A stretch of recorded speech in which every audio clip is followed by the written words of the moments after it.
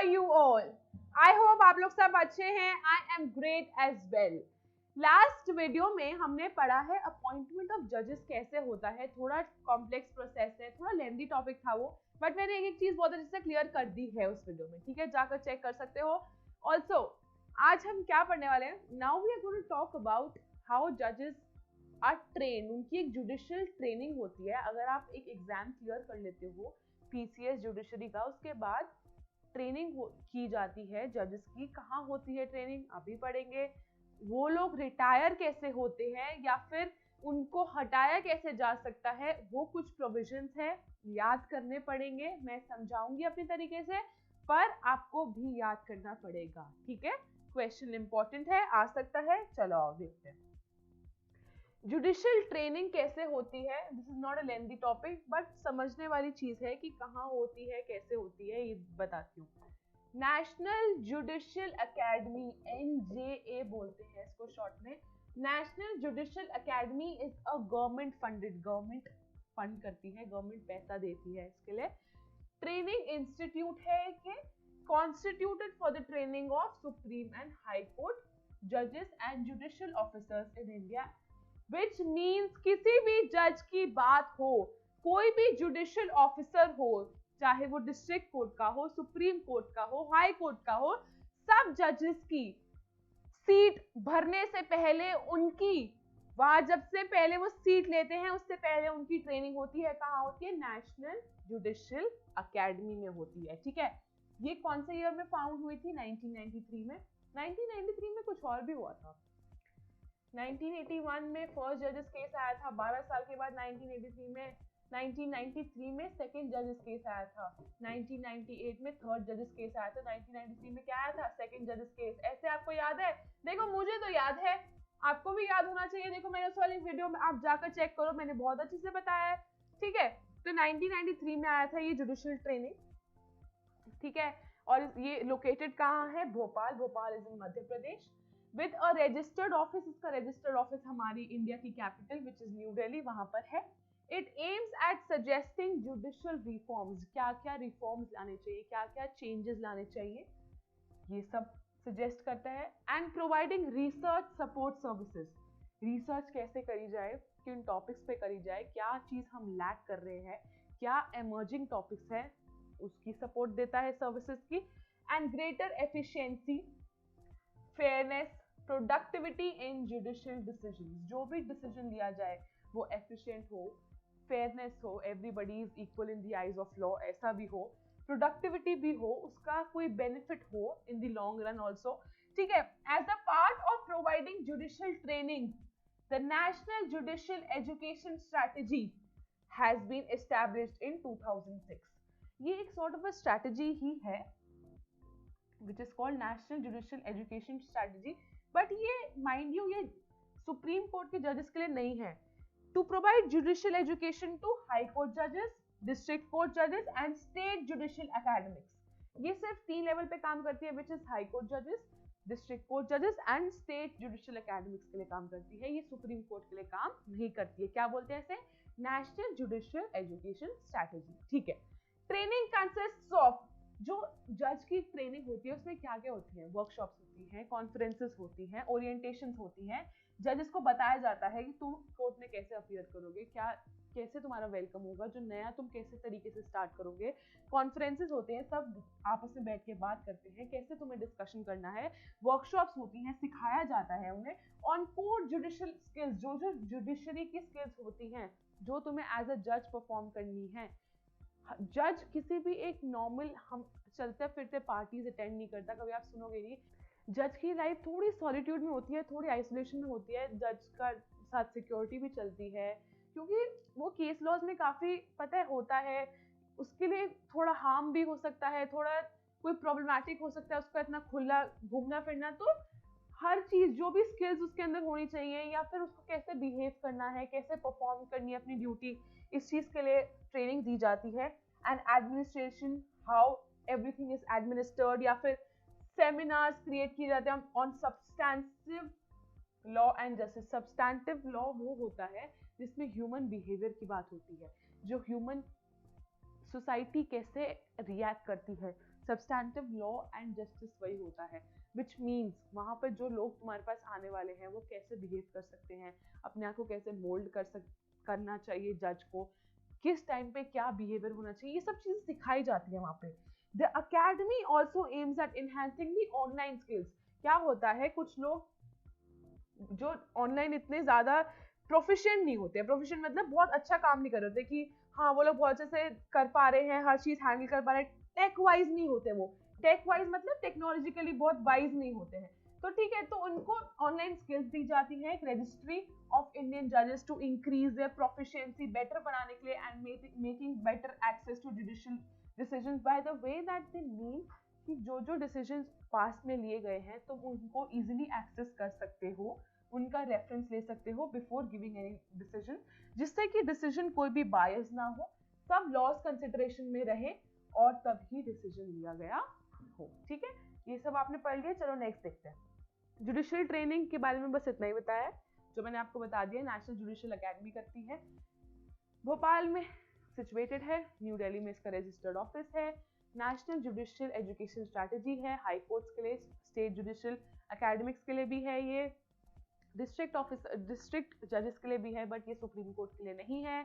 1993 में लाया गया था जुडिशियल ट्रेनिंग की नेशनल जुडिशियल अकेडमी को। ये सब चीजें इंपॉर्टेंट। चलो ठीक है, नेक्स्ट देखते हैं रिटायरमेंट ऑफ जजेस। Retirement age is 65। Similarly high court की कितनी है, 62 years.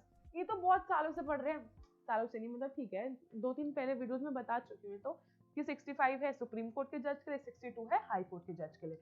As of retirement of district जज, कोर्ट जज फिक्स नहीं है, ये डिटरमाइन की जाती है by the respective state government.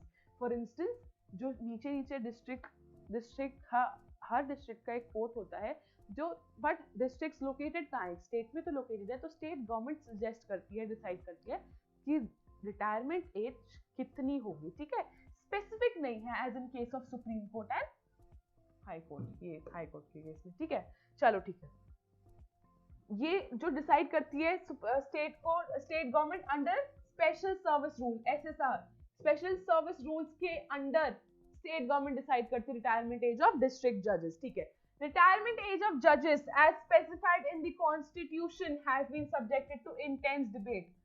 बहुत बातें हो चुकी हैं, इनको लगता है 65 age for supreme court, 62 age for high court बहुत कम है, बढ़ा देनी चाहिए, 62 से 65 कर देना चाहिए फॉर हाई कोर्ट, 65 से 68 कर देना चाहिए फॉर सुप्रीम कोर्ट।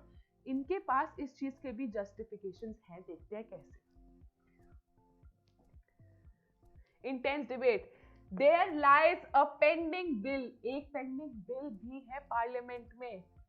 इस बिल का नाम है 114th अमेंडमेंट बिल। ठीक है, 2010 ईयर है, which proposes to increase the retirement age of high court from 62 to 65। ये सिर्फ हाई कोर्ट के बात करता है, बट ये बिल पास नहीं हुआ है, लोग मना करते हैं, लोग रिलक्टेंट हैं कि 62 to 65 नहीं होना चाहिए, 62 लास्ट एज होनी चाहिए। However, this bill is still being debated, इसके बारे में चर्चा हो रही है, पास नहीं किया गया है in the parliament. It has no legal effect, क्योंकि अभी ये पेंडिंग है, सबने वोट नहीं किया है इसके फेवर में, अभी डिबेट हो रही है, इसका लीगल इफेक्ट नहीं है, मतलब ये लीगली इन्फोर्सेबल नहीं है। तो एज अभी कितनी है हाई कोर्ट की, 62। सिमिलरली ये हमने हाई कोर्ट की बात करी, अब हम सुप्रीम कोर्ट की बात करते हैं। वेंकटचलैया कमिटी, ये एक इंसान का नाम है, Venkatachaliah committee formed to review the working of the constitution, ये in the year 2000 में आया था, कमिटी फॉर्म हुई थी। उसने क्या सजेस्ट किया था, सुप्रीम कोर्ट के जजेस की रिटायरमेंट एज 65 to 68 हो जानी चाहिए, पर अभी हुई नहीं है, उसने सिर्फ एक सजेशन दिया था, पर ऐसा हुआ नहीं था। These proposals have been made in the light of global comparative standards। और कंट्रीज में रिटायरमेंट एज ज्यादा है, हमारी कंट्री में रिटायरमेंट एज बहुत कम है, इसलिए कहा गया है कि ग्लोबली अगर आप कंपेयर करो, global comparative standards, if you globally compare the retirement as, हमारी एज बहुत कम है, ये एक बेसिस है कि तुम्हें रिटायरमेंट एज बढ़ा देनी चाहिए। Follow to determine the retirement age, retirement age किस बेसिस पे फॉलो करो कि और कंट्रीज की रिटायरमेंट एज ज्यादा है। ठीक है, चलो ठीक है, नेक्स्ट देखते हैं। Similarly, Indians proposals focus on enhancing the age. Indians तो हमेशा प्रपोज करते हैं कि एज बढ़ा देनी चाहिए. It is done in order to facilitate them excel in their services. जितने साल तुम और काम करते रहोगे एक ही फील्ड में, तुम एक्सेल करते रहोगे, तुम्हारी नॉलेज बढ़ती रहेगी, तुम और ज्यादा इंटेलेक्ट हो जाओगे उस पर्टिकुलर फील्ड में. लाइक दे काउंटर पार्ट जजेस इन द फॉरेन जुरिस्डिक्शन. जो उनके काउंटर पार्ट्स हैं जो कि फॉरेन में काम कर रहे हैं, फॉरेन जुरिस्डिक्शन में वहाँ जज हैं या फिर वहाँ के जुरिस्डिक्शन में काम कर रहे हैं, तो उन लोगों के साथ तुम एक केपेबल हो जाओगे आपस में. तुम्हारा जो है you will excel in the services, you will be with them. जो तुम्हारा केपेबिलिटी होगी एट पार होगी if you compare your counterpart जो कि फॉरेन में बैठा हुआ है. ठीक है. Similarly several senior lawyers with requisite expertise and experience decline to accept the judgeship due to lower retirement age. उन्हें लगता है कि हम जज नहीं बनेंगे क्योंकि 62 पे तो मैं रिटायर ही हो जाऊंगा. तो जजेस कहते हैं जो हमने इतने साल प्रैक्टिस करी है, मैं जज बन के 62 पे रिटायर क्यों हूँ जब मैं इतना ज्यादा काम और ज्यादा कर सकता हूँ. और after 62 years of age post retirement तुम कोई और ऑफिस नहीं पकड़ सकते हो, पोस्ट रिटायरमेंट तुम काम नहीं कर सकते हो. ये जज का एक रूल होता है, ये हम आगे पढ़ेंगे. ठीक है. Specially in the high court. High court में लोग काम नहीं करते जब 62 एज है, या फिर सुप्रीम कोर्ट में 65 रिटायरमेंट एज है. तो वो इतनी एक्सपर्टीज होती है लॉयर्स के पास, इतना एक्सपीरियंस होता है, बट ये लोग नहीं एक्सेप्ट करते कि मैं तो जल्दी रिटायर हो जाऊंगा, फिर मेरा क्या काम, मेरा आगे काम कैसे चलेगा. ठीक है. By an enhanced age, this problem could be rectified. अगर एज बढ़ा दी जाए, रिटायरमेंट एज को 2-3 साल बढ़ा दिया जाए, this problem could be rectified. ये करेक्ट हो सकती है, ठीक किया जा सकता है. As advocates would have greater incentive, उनके पास एक मोटिवेशन होगा to forgo मतलब जाने दे अपनी individual legal practice and function the role of judges. They can then forgo. उन्हें पता है जब मैं रिटायर ही एट द एज ऑफ 65 होऊंगा या रिटायर ही एट द एज ऑफ 68 होऊंगा तो वो फॉरगो कर सकते हैं, अपनी लीगल प्रैक्टिस को साइड में रखते हुए जज बन सकते हैं. और जज को बनने के बाद they will have greater incentive, ज्यादा काम करेंगे, ज्यादा टाइम तक रह सकते हैं वहां पर. ठीक है. They can excel as a जज. Further, the relatively early retirement age in India is often linked to the declining quality of the judicial services. जो early retirement age है तो उनको लगता है expertise with time आती है. जो जज 62 पे रिटायर हो रहा है उसके अभी तो उसको expertise आनी शुरू हुई है, वो बढ़ता जा रहा है, और अभी तुमने उसको रिटायर कर दिया तो क्वालिटी डिटोरेट हो रही है. ऐसे कहने का मतलब ये है. For the relatively early retirement age is linked to the declining quality. यही मैंने आपको बताया. ठीक है. And the inability of judge to properly effectuate मतलब to put into force the stipulated judicial workload. जो इतना workload है, जिस चीज को वो कर सकता है, put into force कर सकता है अपनी abilities को, वो नहीं कर पा रहा है. Overall, the proposal mentions that such issues could be taken care of if the retirement age is increased. Retirement age अगर बढ़ जाए ऐसी कोई प्रॉब्लम फेस नहीं होगी. जो इंटेलेक्चुअल जजेस हैं जो विद टाइम बढ़ते जा रहे हैं, उनकी एबिलिटीज बढ़ती जा रही हैं, जैसी उनकी एबिलिटीज अच्छी हो रही हैं वो इंपॉर्टेंट डिसीजंस लेने की टाइम पे आते हैं, उनको रिटायरमेंट मिल जाती है, जो कि हमारे लिए नुकसान दे रहा है. ठीक है. एक क्वालिटी डिटोरेट हो रही है, जो वर्कलोड है वो और जजेस पर आ रहा है. ठीक है. चलो ठीक है, नेक्स्ट देखते हैं. और आपको पता है और जजेस अपॉइंट करना कितना डिफिकल्ट है. एकदम इजीली तो जजेस अपॉइंट नहीं होते हैं, ना इतनी जल्दी प्रमोशन होता है. मेरिट के बेसिस पे, सीनियरिटी के बेसिस पे बहुत बेसिस होते हैं, उनको चेक किया जाता है उनके क्या केसेस रहे हैं, उन्होंने क्या ठीक से केसेस पढ़े हैं. चलो ठीक है. फर्दर रिमूवल ऑफ जजेस. आप देख लो जितना ही लेंथी टॉपिक था अपॉइंटमेंट ऑफ जजेस, उतना ही ईजी है उसकी जुडिशियल ट्रेनिंग कैसे होती है, उनके क्या क्या बेसिस है, रिटायरमेंट के बेसिस क्या है, क्या आर्ग्यूमेंट्स है, रिमूवल ऑफ जजेस के क्या आर्ग्यूमेंट्स है. ये बहुत ही प्यारे टॉपिक्स हैं, छोटे छोटे, इनको पढ़ के हम खत्म कर देते हैं. ठीक है. चलो. जजेस of the supreme court and the high courts can be removed by a process called impeachment. चाहे आप प्रेसिडेंट की बात करो, प्रेसिडेंट को हम हटा सकते हैं by the process of impeachment. बहुत खुशखबरी की बात यह है, आज तक कोई भी प्रेसिडेंट इम्पीच नहीं हुआ है. सिमिलरली सुप्रीम कोर्ट के जजेस as well as high court के जजेस को तुम हटा सकते हो by a process called impeachment. Impeachment अब होता क्या है मैं बताती हूँ. द प्रोसेस फॉर रिमूवल हटाया जाता है जजेस को is exactly the same, बिल्कुल सेम है सुप्रीम कोर्ट के लिए भी as well as high court. This has also been stated explicitly, खुलने में बोला गया है in the Constitution of India that इनको हटाने के लिए process of impeachment चलाना पड़ेगा. आज तक सिर्फ एक ही जज impeached हुआ है हमारे हिस्ट्री में, औरों के अगेंस्ट ठीक है impeachment process शुरू हुआ है, but 2/3 majority पढ़ेंगे अभी 2/3 majority नहीं मिली है तो वो impeach नहीं हुआ हो पाया है. सिर्फ एक ही अभी तक impeach हुआ है, उसका नाम हम अभी डिस्क्लोज करते हैं. चलो ठीक है. As a part of process of impeachment and inquiry is made on the grounds of removal of judges. अब वो कहेंगे तुम हटाना चाहते हो तो कोई ना कोई ग्राउंड तो होगा ना, कोई तो बेसिस होगा जो तुम कह रहे हो कि इस जज को हटा दो, सुप्रीम कोर्ट का जज को उसके जज के पोजीशन से ही हटा दो, या फिर हाई कोर्ट को जज को हटा दो, कोई ना कोई तो होगा. पिछली वीडियोस में मैं बात कर चुकी हूँ, या तो मिसबिहेवियर या इनकैपेसिटी, दो ग्राउंड्स होते हैं. इनको थोड़ा सा इलैबोरेट करूँ. या तो कोई प्रूवन मिसबिहेवियर है. मिसबिहेवियर मैंने बताया था किसी भी चीफ जस्टिस के अगेंस्ट या किसी जज के अगेंस्ट कोई सेक्सुअल हैरेसमेंट का केस हो, या फिर कोई ऐसा मिसबिहेवियर का केस हो कि उसने नहीं ठीक प्रॉपर्ली ट्रीट किया है, कोई छोटी मोटी बदतमीजी नहीं होती, काफी लॉन्ग एक्सटेंड ऐसा हो, उसके अगेंस्ट इम्पीचमेंट प्रोसेस चल सकता है. ठीक है, चलो ठीक है. इनकैपेसिटी या फिर प्रूवन मिसबिहेवियर. इनकैपेसिटी का मतलब होता है the inquiry into these grounds is made under the एक एक्ट होता है व्हिच इज कॉल्ड जजेस इंक्वायरी एक्ट. इनको बोलते हैं जजेस इंक्वायरी एक्ट. ईयर है 1986. ठीक है, ये याद रखना. जजेस इंक्वायरी एक्ट ईयर है 1986. ये क्लियर हो गया. जजेस इंक्वायरी एक्ट 1986 ठीक है, हमने पढ़ लिया है. ये inquiry is done by a committee of 3 members. ये जो इंक्वायरी करी जाती है ये करी जाती है 3 मेंबर्स की एक कमिटी फॉर्म होती है. कौन कौन होता है उसमें? एक तो होते हैं सुप्रीम कोर्ट का जज होता है, एक chief justice of high court होता है, तीसरा कौन होता है? तीसरा एक डिस्टिंग्विश्ड ज्यूरिस्ट होता है. आपकी बुक में नहीं मेंशन्ड है, या देख लो एक बार मेंशन्ड है तो, मेरे पास यहाँ मेंशन नहीं है.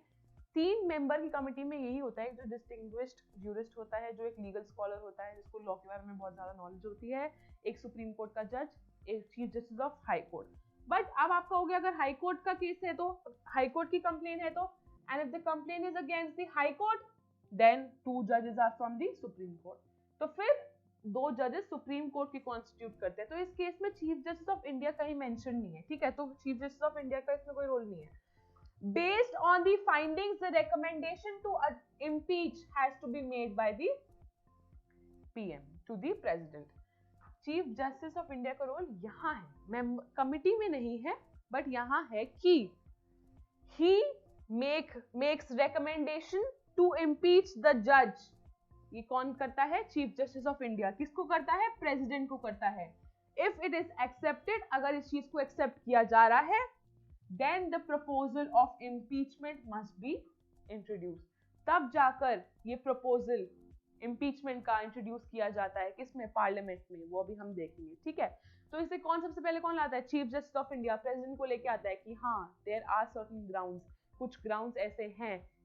On the basis of committee का सजेशन भी देखता है, कमिटी क्या कहना चाहती है. हाँ उसने कुछ बताया है कि कुछ ना कुछ गड़बड़ है. ठीक है, तो बस अभी तक सिर्फ एक ही इम्पीच हुआ है. हम देखेंगे कौन है वो, कौन है वो महाशय, कौन है वो जो अभी तक जिसने अपनी हिस्ट्री रच दी है. We only want to be impeached. अभी देखते हैं.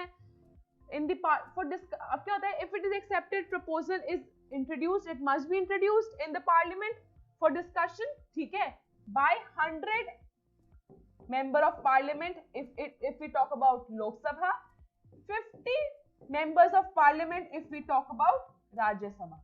The copy of the proposal is given to the concerned judge before the proceeding starts in the Parliament of the India. इसकी कॉपी प्रोवाइड की जाती है कंसर्न जज को, इससे पहले जो प्रोसीडिंग स्टार्ट करने से पहले, जो कि पार्लियामेंट में प्रोसीडिंग स्टार्ट होती है. या तो 100 member of parliaments of Lok Sabha करते हैं, या फिर 50 member of parliaments of Rajya Sabha करते हैं. ठीक है, लास्टली एक बार देख लेते हैं. मैंने आपको क्या बताया है, एक बात बहुत अच्छे से बताई है. आर्टिकल 124 क्या होता है? जजेस को अपॉइंट करने की बात करता है. आर्टिकल 124 ये हमें पता है. ठीक है, The impeachment process in the parliament is governed under article 124 subsection 4. ये आर्टिकल बहुत इंपॉर्टेंट है, पता होना चाहिए। इम्पीचमेंट की बात जब भी आए आर्टिकल 124 subsection 4, ठीक है। Under this scheme, the motion of the impeachment has to be passed by the 2/3 majority. जो सिंपल मेजोरिटी होती है ना वो 50-50 होती है मेजोरिटी, बट जो सिंपल जो स्पेशल मेजोरिटी बोलते हैं इसको, या एब्सोल्यूट मेजोरिटी भी बोलते हैं, तो ये 2/3 होती है, 2/3 और 1/3। अब ये तो हाफ हाफ हुई, ठीक है, और half half 2/3 is greater than half, ये 50% से ज्यादा होती है 2/3, तो 2/3 मेजोरिटी होनी चाहिए इम्पीचमेंट प्रोसेस को ठीक करने के लिए, जो मेजोरिटी मेंबर्स हैं पार्लियामेंट के, ठीक है। And voting must be done separately in each house, ये वोटिंग सेपरेटली होनी चाहिए, प्रेसिडेंशियल असेंट भी होना चाहिए, तब जाकर इम्पीच होता है, ठीक है। If the motion is pass then formal announcement is done by the president. अगर इम्पीचमेंट मोशन दोनों हाउसेस 2/3 मेजोरिटी के साथ पास कर देती हैं तो जाकर प्रेसिडेंट असेंट मिलता है, प्रेसिडेंट को ठीक लगता है तो वो अनाउंसमेंट करता है। Therefore, the overall process is lengthy, लंबा है, मुश्किल है, chaotic है, complex है। Consequently, in the history of Indian judiciary, this process has been successful only once. सिर्फ एक बार ही ऐसा हुआ है कि अभी तक सक्सेसफुल हुआ है। महाशय जिनका नाम हम बहुत देर से वेट कर रहे हैं, उनका नाम आ चुका है, उनका नाम है जस्टिस सौमित्र सेन। सौमित्र सेन किसके चीफ जस्टिस रह चुके हैं? Chief justice of Calcutta high court. Soumitra Sen is the only man जिसके अगेंस्ट इम्पीचमेंट का प्रोसेस स्टार्ट हुआ था। उनको 2/3 मेजोरिटी मिल गई थी इम्पीच होने के लिए, and he was held for the miss appropriation of funds. देखो लिखा होगा यहाँ पे, ही वाज इम्पीच्ड 2011 में इम्पीच हुआ था for miss appropriation of funds. उन्होंने फंड्स इधर से उधर कहीं गलत करे होंगे, ठीक है। प्रीवियसली 1991 में भी हुआ है, इम्पीचमेंट प्रोसेस स्टार्ट हुआ था। Chief justice of Punjab and Haryana high court, ये मैंने आपको पहले भी बताया है, वी रामास्वामी थे, बट ये इम्पीच नहीं हो पाया, ठीक है। तो मैंने पिछले वीडियो में बताया था कभी कोई इम्पीच नहीं हो पाया, वी रामास्वामी के अगेंस्ट चली थी बट उनको 2/3 मेजोरिटी नहीं मिली थी। पर सौमित्र सेन जी को इन हिस्ट्री ओनली वन है, कोई भी प्रेसिडेंट आज तक इम्पीच नहीं हुआ है, बट एक बार Soumitra Sen chief justice of high court of Calcutta impeach हो चुके हैं। 2011 में इनको इम्पीच कर दिया गया था, सक्सेसफुल हो गया था। Ramaswami, V Ramaswami was not succeeded on falling short of, he but did not succeed on falling short, he fell short of 2/3 voting, 2/3 voting नहीं मिल पाई थी उनको impeachment process के लिए, therefore वो impeach नहीं हुए, ठीक है। As to removal of judges in the lower judiciary, a district judge or an additional district judge can also be removed by the state government. इनके लिए कोई इम्पीचमेंट प्रोसेस नहीं निकालना पड़ता, इनको हटाया जा सकता है अगर state government in consultation with the high court, अगर कंसल्ट करे हाई कोर्ट के साथ स्टेट गवर्नमेंट, तो चाहे डिस्ट्रिक्ट जज हो या फिर एडिशनल डिस्ट्रिक्ट जज हो, इनको हटाया जा सकता है, ठीक है। इनके लिए कोई इम्पीचमेंट प्रोसेस नहीं होता। इम्पीचमेंट प्रोसेस हम लोग पढ़ते हैं या तो सुप्रीम कोर्ट के लिए या फिर हाई कोर्ट के लिए, ठीक है। I hope I have done justice. ये सब आपको समझ आ गया है अच्छे से, and I'll get back very very soon next topic के साथ। थोड़ा सा टॉपिक बचा है, after which we'll call an end to this chapter। Judiciary शुरू किया था, खत्म भी होने को आ गया है। बहुत अच्छा चैप्टर है, इंटरेस्टिंग है।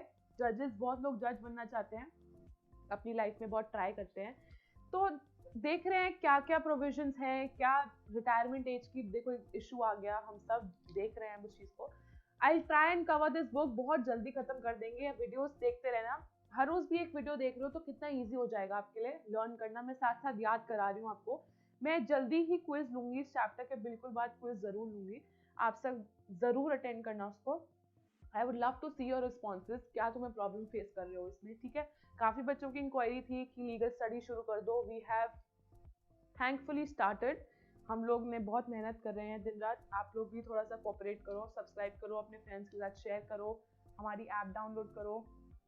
इफ यू डीम नेसेसरी, तुम्हें हैंड रिटन नोट्स चाहिए, लेंदी क्वेश्चंस चाहिए, किसी भी टाइप के क्वेश्चंस, किसी भी टाइप की क्वेरी है आपको, वहाँ पे चैट बॉक्स में लिख सकते हो। हमारे ऐप में चैट बॉक्स है बहुत अच्छा, आप उसमें बात कर सकते हो, you can communicate with us. Comment box में लिख सकते हो, सब कर सकते हो, बस तुम्हारा इनिशिएटिव लेने की बात है, ठीक है। आई will see you guys very very soon. कोई लेक्चर नहीं दे रही हूँ, बस मैं आपको बता रही हूँ। चलो ठीक है, जल्दी मिलेंगे, ध्यान रखना अपना। I will see you super soon. Bye bye for now, take care, don't forget to like, comment, subscribe, bye bye.